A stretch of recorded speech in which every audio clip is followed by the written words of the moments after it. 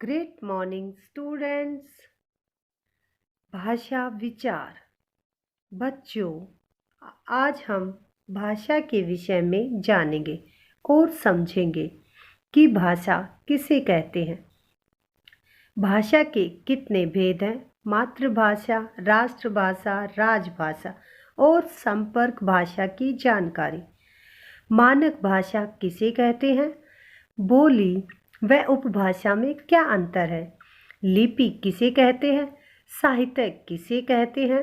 और व्याकरण का क्या अर्थ है? बच्चों, आओ समझें। सुरुचि, तुम मंच पर गीत सुनाने के लिए तैयार हो? जी मैम। अमन, तुम यहाँ किस लिए बैठे हो? मैम, मैं कार्यक्रम की रिपोर्ट लिख रहा हूँ, मुझे आज ही यह रिपोर्ट देनी है।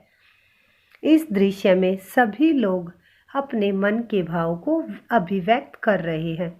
इन भाव को अभिव्यक्त करने का माध्यम ही भाषा है।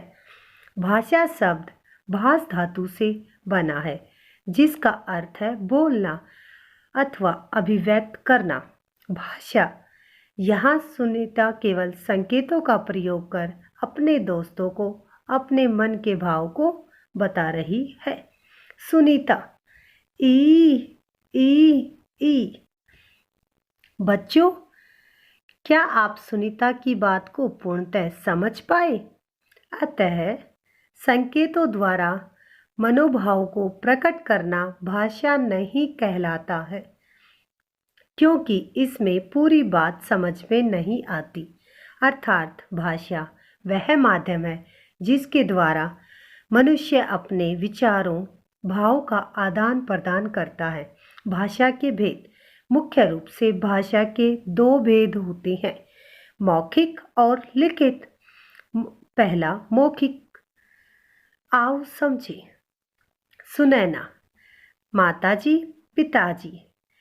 हमें अध्यापिका ने कक्षा में आकर बताया कि इस बार ग्रीष्मावकाश में विद्यालय की ओर से छात्रों को ऊटी ले जाया जाएगा। माता पिता ने उसकी बात ध्यानपूर्वक सुनी और उसे ऊटी जाने की अनुमति दे दी। यहाँ अध्यापिका तथा सुनैना ने अपनी बात बोलकर दूसरों तक पहुँचाई और छात्रों तथा माता पिता ने उसकी बात सुनकर समझी। यह भाषा का मौखिक रूप कहलाता है। इसमें वक्ता बोलकर अपनी बात कहता है तथा श्रोता सुनकर उसकी बात समझता है। दूसरा लिखित भाषा। यहाँ सुनैना ऊटी की यात्रा का अनुभव गृह कार्य में लिख रही है। बाद में अध्यापिका ने पढ़कर गृह कार्य का मूल्यांकन किया। यहाँ सुनैना ने लिखकर अपने अनुभव को व्यक्त किया तथा अध्यापिका ने पढ़कर उसकी बात समझी। यह भाषा का लिखित रूप है। इसमें एक व्यक्ति लिखकर अपने विचार प्रकट करता है तथा दूसरा व्यक्ति पढ़कर उसकी बात समझता है। बच्चों, आओ भाषा के विषय में थोड़ा और जानें। मातृभाषा। मातृ जमा भाषा अर्थात माँ द्वारा प्राप्त भाषा। वह भाषा जिससे बालक अपनी माँ तथा परिवार द्वारा सीखता है, उसे मातृभाषा कहते हैं। यदि माँ गुजराती बोलती है तो बालक की मातृभाषा गुजराती होगी। राष्ट्रभाषा। राष्ट्र जमा भाषा अर्थात राष्ट्र की भाषा।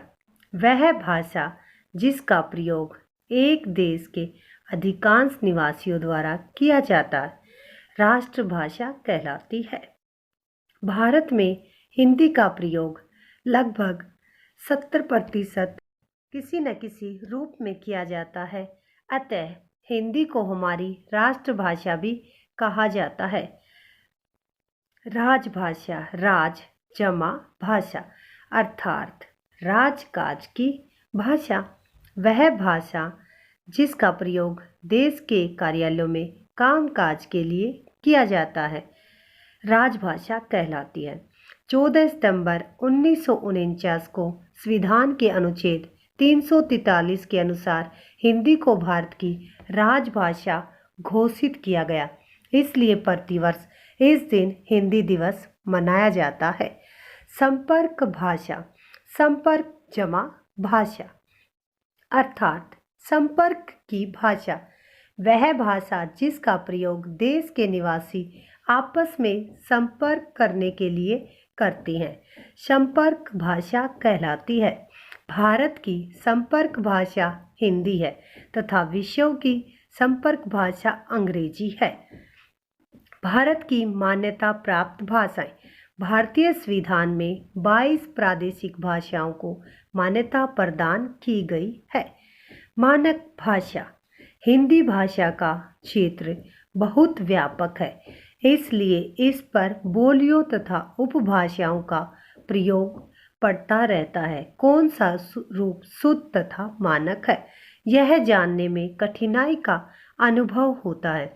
इस कारण भाषा में एक रूपता की आवश्यकता पड़ती है। भाषा के जिस रूप को शिक्षित जनों तथा प्रयुक्त व विद्वानों द्वारा स्वीकृत किया जाता है, वह भाषा का मानक रूप कहलाता है।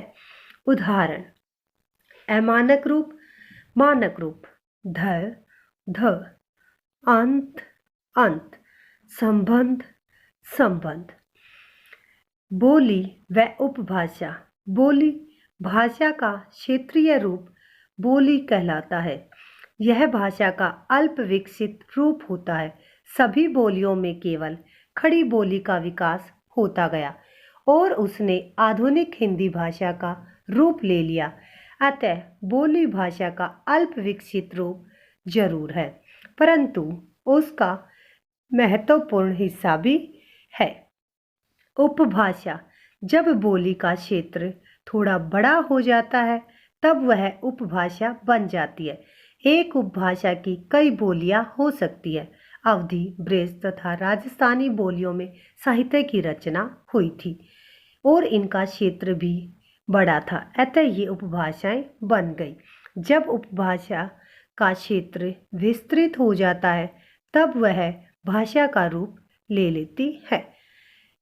हिंदी उपभाषाओं को 5 वर्गों में बांटा गया है।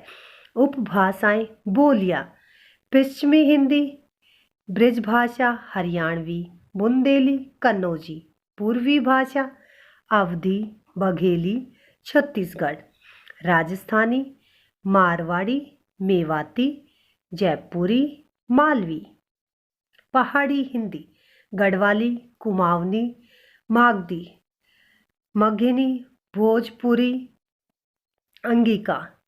लिपि: उच्चारित ध्वनियों को लिखने की विधि लिपि कहलाती है।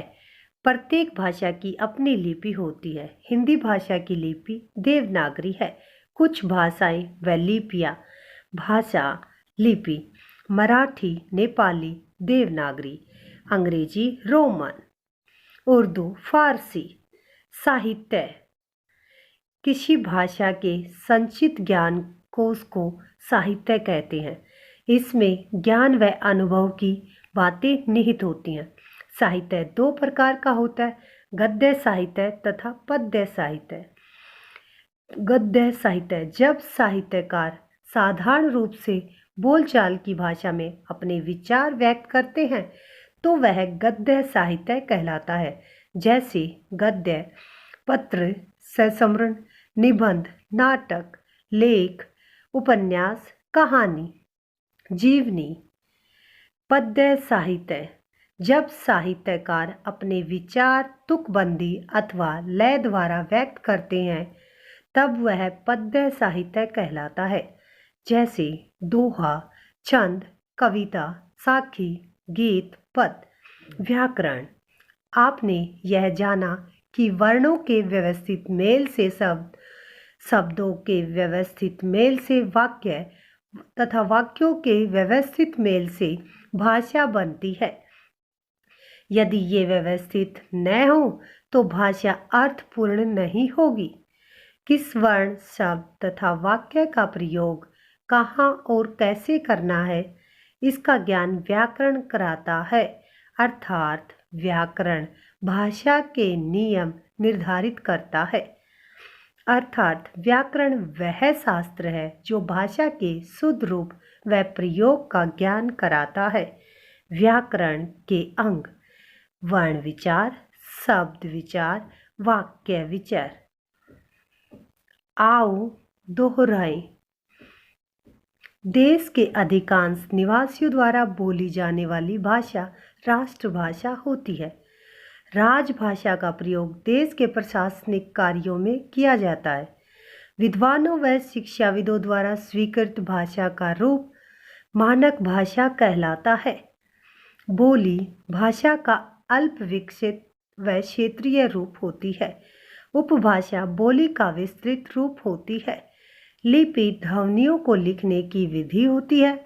साहित्य किसी भाषा का संचित ज्ञान कोश होता है। Thank you.